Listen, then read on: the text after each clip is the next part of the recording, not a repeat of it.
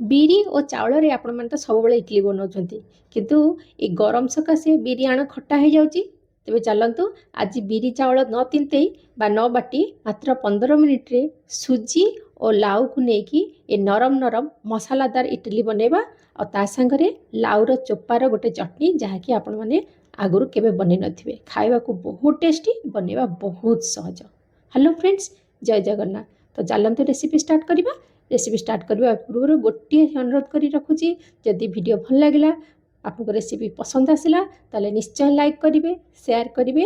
ଆଉ ଯଦି first time ମୋ ଚ୍ୟାନେଲକୁ ଆସିଛନ୍ତି, ଦେଖିଛନ୍ତି, ତାହେଲେ ସବସ୍କ୍ରାଇବ୍ କରିନେବେ। ଫେସବୁକ୍ ପେଜ୍ରେ ଯଦି ଦେଖୁଥିବେ ତାହେଲେ ଫଲୋ କରିନେବେ।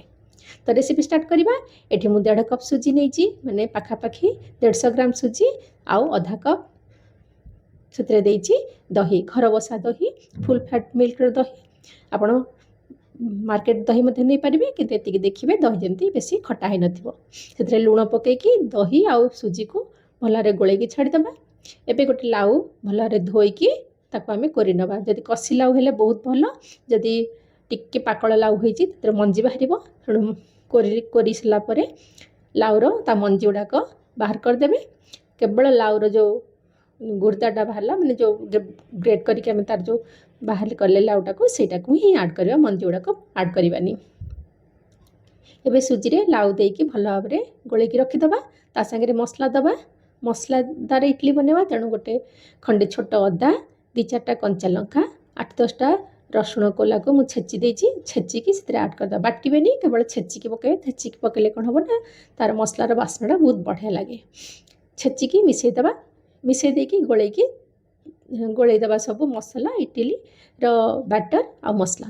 ଏବେ ସେଥିରେ ଗୋଟେ ଛୁଙ୍କ ଲଗାଇଦେବା, କାରଣ ଦହି ଯେହେତୁ ଆମେ ଦେଇଛେ, ଦହି ସାଙ୍ଗରେ ଗୋଟେ ଛୁଙ୍କ ଲାଗିଲେ ସବୁ ଜିନିଷ, ଯେକୌଣସି ଜିନିଷ ଆପଣ ଦହିରେ କରୁଥିବେ, ସେଥିରେ ନିଶ୍ଚୟ ଗୋଟେ ଛୁଙ୍କ ଲଗାନ୍ତୁ। ଭୃଷଙ୍ଗ ପତ୍ରର ଆଉ ସୋରିଷର ଛୁଙ୍କ ବହୁତ ବଢ଼ିଆ ବାସ୍ନା ଆସିବ। ତେଣୁ ଏଠି ମୁଁ ତେଲରେ 1 ଚାମଚ ତେଲ ଗରମ କରିଦେଇକି ଭଲ ଭାବରେ ସେଥିରେ ଅଧା ଚାମଚ ସୋରିଷ, ଅଧା ଚାମଚ ଜିରା, 10-12ଟା ଭୃଷଙ୍ଗ ପତ୍ର ଆଉ ଟିକେ ହିଙ୍ଗୁ ପକାଇକି ଗୋଟେ ଛୁଙ୍କ ଲଗେଇକି ସେଇ ଛୁଙ୍କଟାକୁ ଆମେ ସେଥିରେ ଆଡ଼୍ କରିଦେବା ଇଟଲି ବ୍ୟାଟରରେ।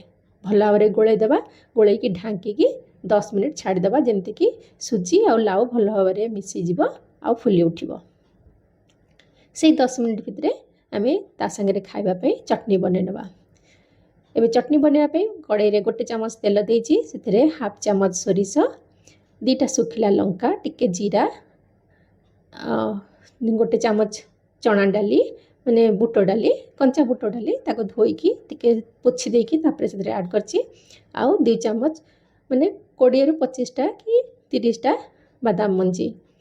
ଭଲ ଭାବରେ ତାକୁ, କଞ୍ଚା ବାଦାମ ମଞ୍ଜି ନେଇଛି, ତାକୁ ଏବେ ତେଲରେ ଭାଜିବା। ଯଦି ଆପଣ ଭଜା ବାଦାମ ମଞ୍ଜି ନେବେ, ତାହେଲେ ତା ଚୋପା ଛଡ଼େଇ ଦେଇକି ଟିକେ ତାକୁ ଅଳ୍ପ ଭାଜିବେ, ମାନେ ଟିକେ ଭାଜି ହେଇସାରିଲା ପରେ ବୁଟ ଡାଲି ତାପରେ ଆଡ଼୍ କରିବେ। ଏବେ ଯେଉଁ ଲାଉ ଆମେ ଛଡ଼େଇକିନା ରଖିଥିଲେ, ସେଥିରେ ଯେଉଁ ମୋଟା ମୋଟା ଚୋପା ସବୁ ବାହାରିଥିବ, ନିଶ୍ଚୟ ବାହାରିଥିବ, ଅଳ୍ପ କିଛି ମୋଟା ମୋଟା ଚୋପା, ସେଇ ଚୋପା ଗୁଡ଼ାକୁ ଆପଣ ଛୋଟ ଛୋଟ କରି କାଟିକି ଏଥିରେ ଆଡ଼୍ କରିବା। 1 କପ୍। ବହୁତ ବଢ଼ିଆ ଲାଗେ। ଆପଣ ଭାବୁଥିବେ ଚୋପାରେ କ'ଣ ଚଟଣି ନା, କିନ୍ତୁ ଥରେ ନିଶ୍ଚୟ ବନାନ୍ତୁ ଫ୍ରେଣ୍ଡ। ଏ ଚଟଣିଟା ଏତେ ବଢ଼ିଆ ଲାଗେ। ଯେତେବେଳେ ମୁଁ ପ୍ରଥମେ କି ବନେଇଲି, ଆମ ଘରେ ସମସ୍ତେ ପସନ୍ଦ କଲେ, କେହି ଜାଣି ବି ପାରିଲେନି ଯେ ଏଟା ଲାଉର ଚୋପାରେ ଚଟଣିଟା ହେଇଛି ବୋଲି। ତ ଚୋପାକୁ ଭଲ ଭାବରେ ଭାଜିଦେବା। ଟିକେ ସେଇ ବୁଟ ଡାଲି ସାଙ୍ଗରେ ଭାଜି ହେଇଯିବ। ସେଥିରେ 8-10ଟା ରସୁଣ, 2ଟା କଞ୍ଚା ଲଙ୍କା ଆଉ ଟିକେ ଭୃଷଙ୍ଗ ପତ୍ର ପକାଇଦେବା। ଭଲ ଭାବରେ ଭାଜିବା। ତାପରେ ଲୁଣ ପକାଇବା। ଲୁଣ ପକାଇଦେଲେ କ'ଣ ହେବ ନା, ଲାଉର ଚୋପାର ଚଟଣି ବାହାରିବ ଆଉ ଖୁବ୍ ଶୀଘ୍ର ସିଝିଯିବ। ଯେତେବେଳେ ଭଲ ଭାବରେ ଲାଉ ସିଝିଯିବ, ଚୋପା ଚଟଣି ବାହାରିବ, ପାଣି ବାହାରିବ, ସେଥିରେ ଆମେ ଆଡ଼୍ କରିବା 2ଟା ଟମାଟୋ।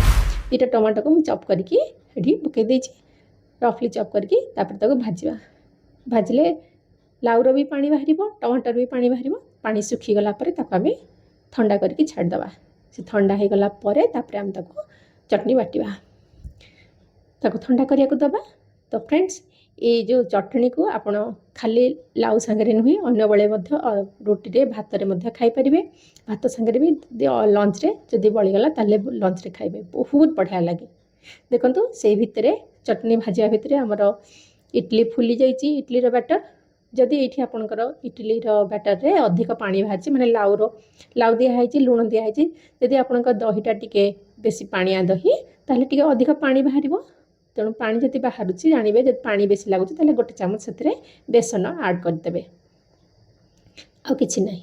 बास बेसन ऐड कर सारा पर तापर जमी आम नॉर्मल इडली बनाऊ इडली स्टैंड टिके तेल लगेदेवा लगे देकी इडली बैटर से देकी आम स्टीम करवा टिके कम कम इडली देवे कारण से टिके फुलिबो ना एथरे आम इनो देले ना सोडा देले ना कौन किंतु तथापि बहुत नरम हम इडली टिके ऊपर टिके स्टीमर रे पानी रखी दीची पानी रे देखो आलू पकेदेवा कारण एबे जेमती गैस रो किल्लत होची बा आमको जिन प्रॉब्लम दउची तेणु आम जमी गोटाए रेसिपी रे दीटा तीन तीन टा जिनस तैयारी करबा से भाया देखा एबे स्टीमर रे तले आलू सिझा को रखी दीची आपन चाहिले तेरे अन्य परिया मध्य सिझाई पारे जो कि तरकारी करें खूब शीघ्र हो इडली सांगे खावाई तरकारी हो पार ना लंच रे करें तेणु तापर स्टीमर रे बसई देकी सिझा को रखीदे से भितर आम चटनी बाटी आनिबा चटनी आमर ठंडा गलानी एबे साकू मिक्सर जार रे देकी और टिके पुदीना पत्र टिके धनिया पत्र देदेवा